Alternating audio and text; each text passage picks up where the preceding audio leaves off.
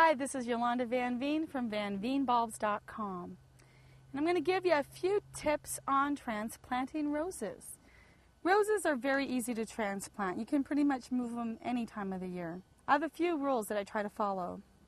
I try not to move them when they're in the middle of blooming, because sometimes when they're in the middle of blooming and you transplant them, it'll shock them and you'll lose the blooms.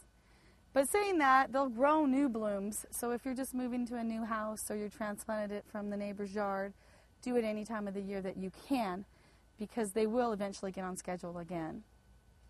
Another trick is to always make sure and leave a little more room around them. So when you're digging your hole, make sure that they have a lot of loose soil to grab onto.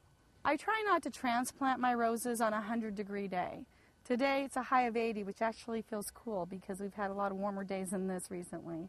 And it's getting to late summer, so it's going to rain a little more often in the fall.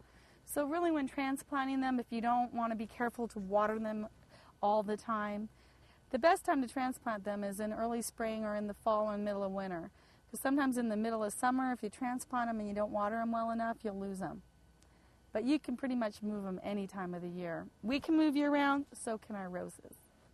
Another tip is don't plant them in too much shade. A lot of the roses, if they're too much shade, they will never bloom or they'll get really lanky. So give them as much sun as you can. And try to pick varieties that are more drought resistant or varieties that don't get black spot. You can ask the person at your local garden center or do a little bit of research online, because buying the varieties that do well will save you a lot of trouble in the end.